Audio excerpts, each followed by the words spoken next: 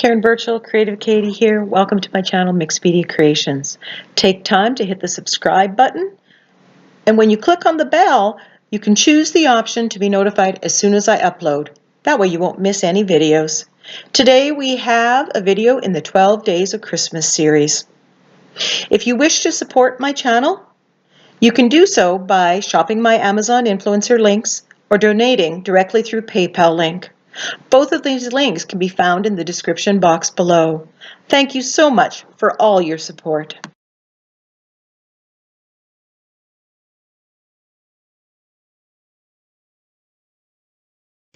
Welcome back to my channel. This is day 12 of the 12 Days of Christmas. I am reusing a canvas board. I gave it a good coat, a couple coats of gesso to cover up what was underneath.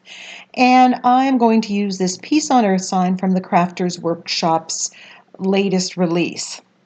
And I'm going to make, at this point, I'm going to do some negative painting, and I'm going to use that circle to basically be the earth.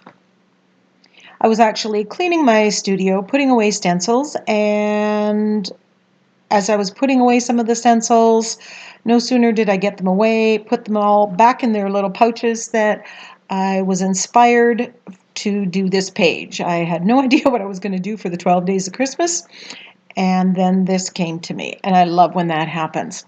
So I'm simply putting colors on, a whole bunch of colors, a lot of blue, some yellow, pink, magenta, light magenta. I'm blending the colors, the deep violet with the orange, because I like the way they mix. And you've seen me do this before, and I just love this process when I can just throw paint down. And if you haven't tried it, I hope you give this a try. It's very freeing, and you know, when you're using negative painting, there's really not a whole lot that can go wrong. If you make mud, you can wipe it up with a baby wipe quickly, or let it dry and put another color on top of it. I just want variations on here. So now that my canvas board is covered, I am using archival ink, and I bought a giant pad, and actually this was a mistake, but you know what? I'm loving it. And it just makes it so easy to get the ink onto the stamps, and you know, especially if they're bigger than the regular stamp pads. So it was a happy mistake. And I know that a lot of this script stamp is going to disappear over time, but you do see it in the final versions. This is Retro Burst stencil, and I love this. And I'm using light blue permanent, I believe. And it's more of an opaque color, or it's light aqua, one of the two, but both of them do wonderfully well. And when I'm putting stenciling on top to create a interesting background, what I want is variation. So often I'll use the same stencil with one color and then come back with another color, even if I don't do it right away. So the Retroburst, this is Crazy Wave stencil, and I'm using the same colors that I have in the background. And my placement of this is, you know, I'm putting this lime green where it's going to show on the darker colors, and I'm using the darker colors where it's going to show on the lighter colors. This Crazy Wave stencil is great because you've got 4 different patterns on it. Interestingly enough, the reason I pulled it was to use the 2 on the sides, and those are the 2 that I didn't end up using. When I'm getting ready to do this, I flip through my stencils and I pull out a whole pile of them, and ones that I think have interesting patterns, some that are bigger, some that are smaller, variations. And then when I'm in the process of it, I grab or I don't grab. It's a very organic process. There, I didn't like, it was kind of smudged a little bit. I had too much paint on my makeup sponge, so I just quickly got it off with a baby wipe.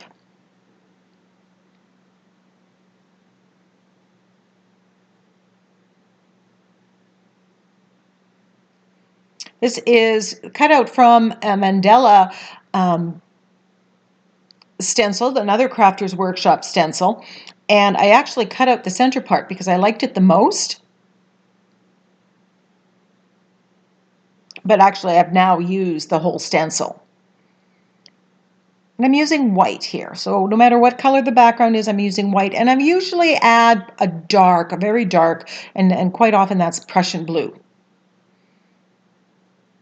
And you're just layering. Here I'm using my shelf liner and I'm applying the paint on there and I'm just stamping.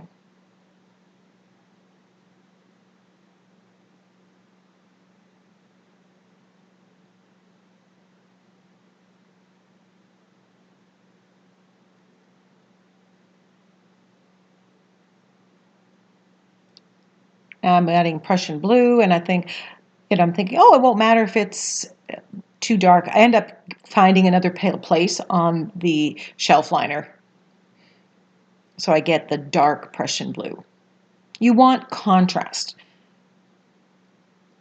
And if you don't like a layer that you put in, say you stenciled something on and you don't really like it, you're going to be adding more layers and that will push whatever you don't like into the background and then it has less preference. This is a swirl stamp that I made and actually I will be making it again. It has gotten hard with paint on it. I don't do a great job of cleaning it up. So I will be doing a build your stash, making your own stamps coming very soon. So I'm stamping, this is with Prussian blue, and I'm not worried if I don't get an exact stamp. That isn't even my goal. I do stamp some things off the edge. It just looks more realistic. Here I'm coming back with this swirl stencil. Stamp, homemade stamp.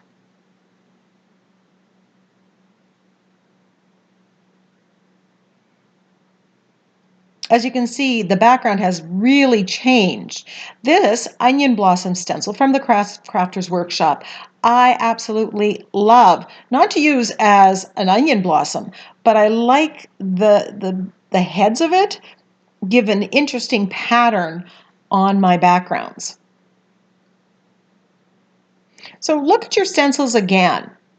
You don't, just because they might be of something, a Christmas wreath or a Christmas tree or an onion blossom, doesn't mean that is the only use you have for them. And here I went with the Prussian blue and then I'm coming back with the white. Some of the white's more opaque and more true white, some is very soft.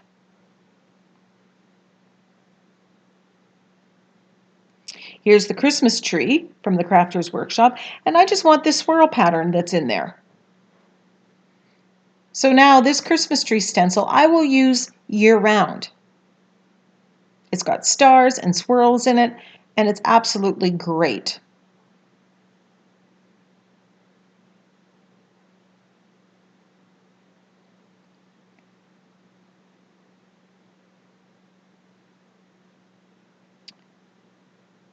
Now I want to add some bling, so I am putting out some gold, and this is my Coastal Escape stamp, one of my favorite texture stamps. You know, if you're on a limited budget, you want to get those stamps that really do a lot of work, are very versatile, will fit any theme.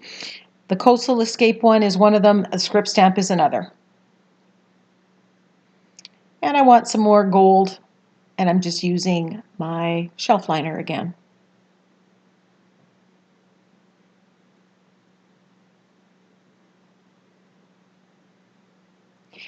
Links to the stencils that I use can be found in the description box below. Please thank you for shopping through my Amazon links. I really appreciate the support. So this is Silhouette Trio. They are the Donna Downey stencils.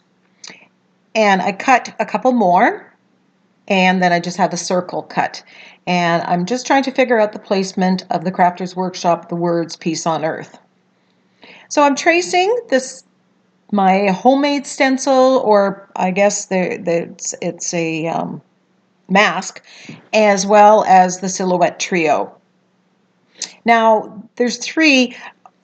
To make the composition work here, I needed more than three, but working in odds always seems to give a little more balance to your composition, so that's what I'm doing.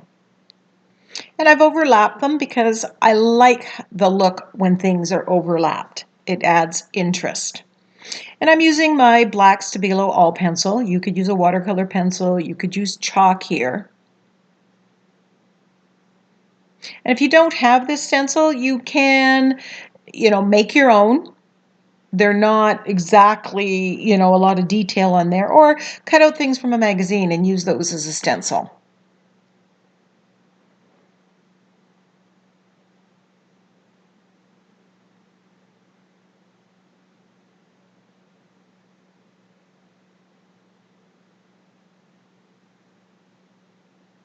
So I just decide which one's overlapping which, and I remove the other one and finish tracing around that one.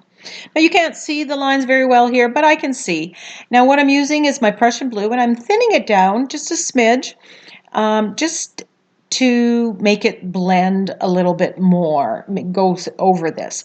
And I'm loving the fact that it is not opaque. It is translucent, and you can see the patterns and the textures that are underneath. Remember, I want the round part to be like the earth, an abstract earth. And so I want the rest to be kind of night sky. And I wasn't, when I went into this, I thought, am I going to go black or am I going to go blue? And I think black would have been a little too harsh.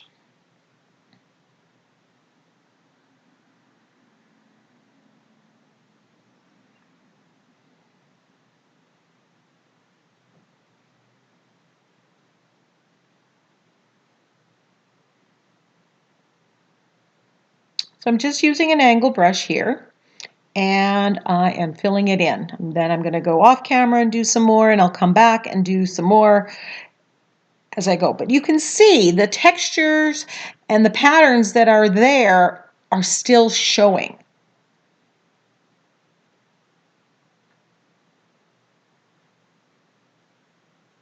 One of the hardest things to learn how to do is when you create these wonderfully textured and patterned backgrounds is to do negative painting on them and block most of it out.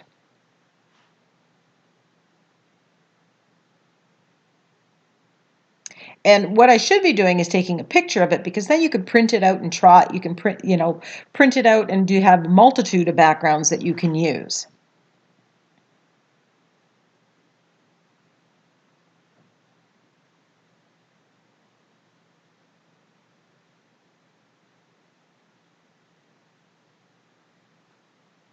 And for the little parts in between the people, you can use a smaller brush, but I just used the angle brush. That was quite easy to do. So now I'm using the float technique and I'm shading, and I want to make the people and what I'm calling the earth stand out from the background. And I start with Payne's Gray, and I end up using black because I needed a little bit more contrast. And then later I kind of go back to something that I used to do a lot of in my art journaling, but I've kind of, replaced it with the float technique. So some of you will be very happy to see a different technique, because actually in this case it really worked better. So I'm just activating the Stabilo all pencil, which is not permanent. And after I do put the acrylic paint on, I go and I do gently wipe and I get rid of the Stabilo all pencil. If you don't do that and you varnish, it will reactivate at that point and it may wreck your painting. So I'm just adding the shading, and I wish I could figure out a way to tell you how you know when it's enough. I just kind of look at it and till I get the effect I like. And sometimes I put it off at a distance. Sometimes I take a picture of it to get a different perspective. Sometimes I go so far, let it sit and dry, then I come back to it and I might add more.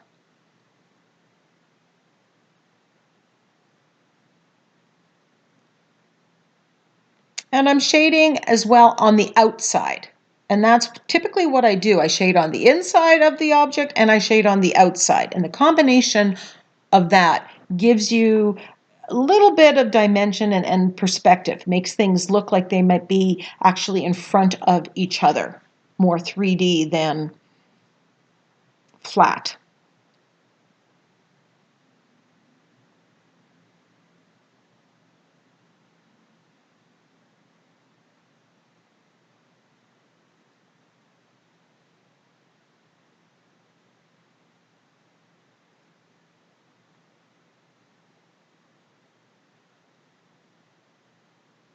I will put a link to where I teach the float technique, but it is something that it does take time practicing.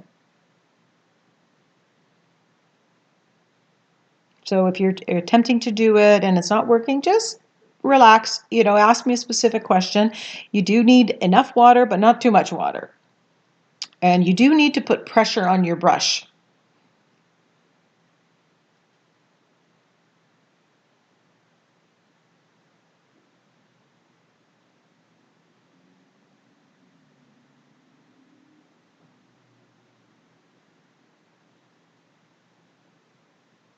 All in all, this canvas board took about an hour, 20 minutes. It was a fairly quick process. The idea came to me and I pretty much had the idea for the composition. I played around a little bit about whether I was going up and down or side to side. Not all ideas come that easily, but sometimes they come at the strangest of times. Like I said, I had no intention of doing this. So now I've put the masks back on top, and I'm taking my gold and putting it on this 5x7 jelly plate, and I'm going to basically use that as a stamp pad. Now I'm taking my darkroom door script stamp, and actually this has some really nice sayings in it, so I'm trying to get it going the right way. I'm stamping it in gold. I want it to be readable. It kind of goes with the saying that I'm going to be using, peace on earth. This has about love and dreams and all those good things. And I just didn't want the script part on top of the people and the earth. That's why I masked him off. It's not a perfect job, but I'm really happy with how that turned out. So here's the Crafters Workshop stencil, and I am using modeling paste and a key card, and I'm putting it on fairly thick. I just want to add some dimension to this. So I put that on, and I hemmed and hawed about trying to make it straight or putting it on. They have it kind of going at an angle. Clean your stencils right away with the modeling paste.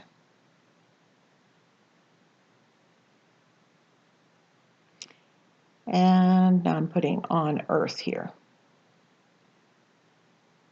If you don't have a stencil that says this, you could use stamps and stamp it on. Or you can use a font, find a script font, print it out. It's quite bold, make it bold, and cut out the letters, fussy cut, use an X-Acto knife, and then glue them on. Paint them whatever color you want and glue them on. There's more than one way to get a similar effect. So here's where I deviate. I grab my Distress crayons and my Neocolor 2s, which are watercolor crayons that are highly, highly pigmented, and I'm adding shading. I'm putting blues on what I'm calling the earth, and I'm just activating it with my finger. I'm rubbing my finger in a wet baby wipe and just spreading it there. And then I do the same with either a Neocolor 2 or Distress crayon, because I don't have all the colors of everyone on the silhouette people. And I just wanted to bring out a little more color and have a little bit more variation from the background. And I've seen this done by lots of artists and YouTubers. I haven't really done it, but here's the way that you can do this. And I love using the Distress crayons and my Neocolor 2s. And even though you should like reactivate with water, what I'm doing is just reactivating with a little water on my finger and rubbing it. I want that smudged kind of look. And I realize how much I miss that smudge look now that I've been doing so much shading using the float technique. This gives a very different, softer effect.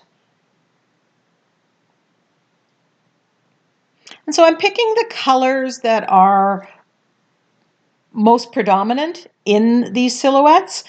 They're colors that are in the background. And I just want each one to be kind of a different color. Now right here, the modeling paste is not dry. I do stop and let it dry a little bit.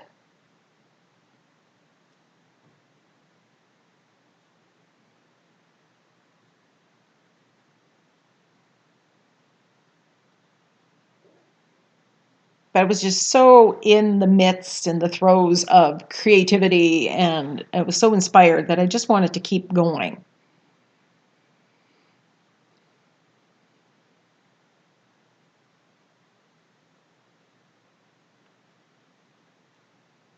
So I let it dry a little bit, and I come back and I'm adding, a little more color, a little more variation. And in those nooks and crannies, what I'm going to do is I just scribble it onto my craft mat, activate it with water, and just with a small brush, I'm getting into those nooks and crannies. Because there's no way I can get my finger in there and do it. And I was going to paint the letters gold. I decided to keep them white. I didn't like the color of that one as I was looking at it while the modeling paste was drying. So because it's all water activated stuff, you can take a baby wipe and get rid of it. So there I'm mixing a blue and a purple to get a darker purple. And I was happier with that color than I was with it before.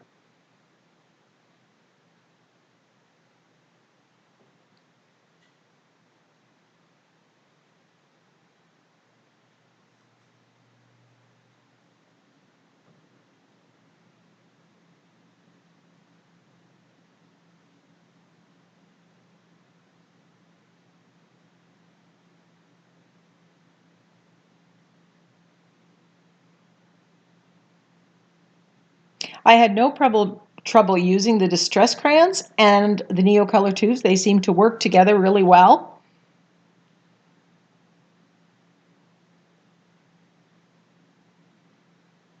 Adding a little bit of blue, a little bit of green here, and then I think I come in with the baby wipe and get rid of it because I think, nope, that didn't improve it.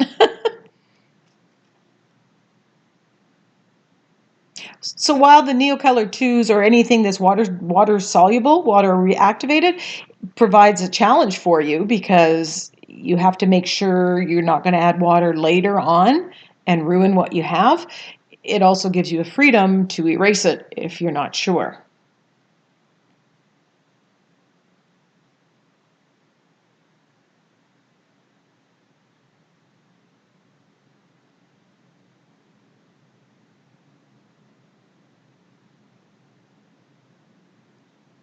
So I put the stencil back on, and I have some pearlized paint from Martha Stewart, and I used a makeup sponge and sponged that on, and I did 2 coats of that. My battery died, so that's why it's not on film. Now I'm just using my Neocolor 2 black and doing a little bit more shading and smudging around these focal points just to make them stand out a little bit more from the background. And I love the smudged effect that this gives. Gelatos work this way too, although I don't prefer the gelatos. I like the Distress crayons and the Neocolor 2s much better. So thank you very much for watching my 12 Days of Christmas. Oh, just quickly, I am going to spray varnish this before I do a brush varnish, just because I have some water activated elements on there. Thank you for watching my 12 Days of Christmas series. If you haven't, links to the playlist can be found in the iCards. Let me know which project you like the most. If you have an idea for an upcoming series for me, put that in the description box below. Some close-ups. I hope you and your family have a happy holiday, Merry Christmas. May it be full of creativity. Thanks for watching.